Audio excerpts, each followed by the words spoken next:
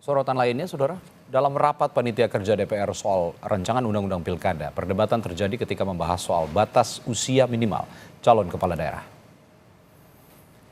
Anggota DPR fraksi Partai Demokrat Beni Kabur Harman bilang, karena ada dua putusan yakni Mahkamah Agung dan Mahkamah Konstitusi yang menjadi acuan, maka itu menjadi pilihan politik bagi masing-masing fraksi.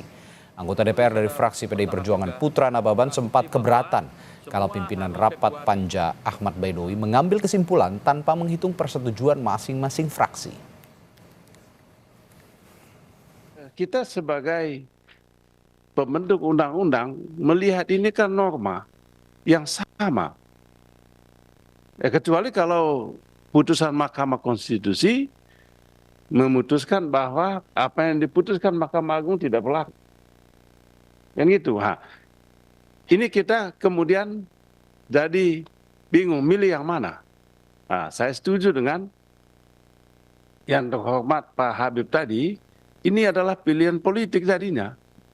Pilihan politik kita yang ada di balik ini, mau pilih yang mana? Sebab kita nggak bisa gugat lagi ke MK, mana yang kau masukkan atau ke Mahkamah Agung. Kita menghormati dua lembaga ini. Sama-sama lembaga tinggi negara. Setuju ya, merujuk kepada Mahkamah Agung ya. Lanjut. Pimpinan ini setuju atas apa ini pimpinan? Yang pilihan MK, Mahkamah Agung putusan kan ada dua putusan pengadilan. Fraksi PD sudah kita kasih kesempatan ngomong. Fraksi yang lain kan juga punya kesempatan untuk ngomong, punya hak yang sama. Oke, terus yang diputuskan apa? Merujuk kepada putusan Mahkamah Agung. Mayoritas. Sudah dihitung per fraksi pimpinan? Siapa yang setuju, siapa yang tidak setuju? Udah kelihatan dari tadi itu. Tadi kalau nggak salah baru dua yang ngomong. Silakan lanjut. Pak Ketua. Pimpinan? Ya nggak perlu mengatur fraksi yang lain. Yang penting fraksi PDI sudah menyampaikan pendapatnya. Fraksi lain menyatakan persetujuannya, ya urusannya fraksi lain-lain gitu kan. Saya kira fair aja kan. Kita kan tidak Pimpinan, saya kira kita lanjutkan supaya bisa kita bahas di selanjutnya, pimpinan.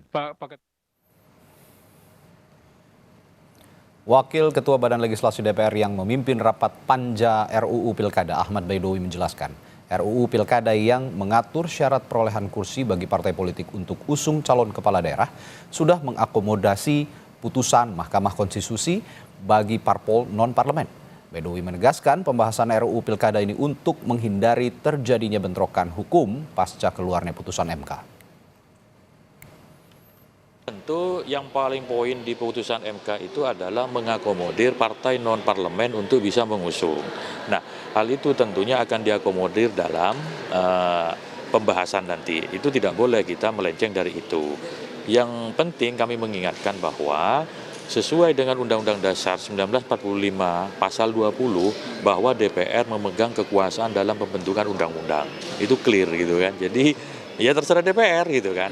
Tapi kemudian supaya tidak ada terjadi bentrokan hukum istilahnya ataupun terjadi nanti kegaduhan politik hukum, maka kemudian ada terobosan hukum yang dilakukan.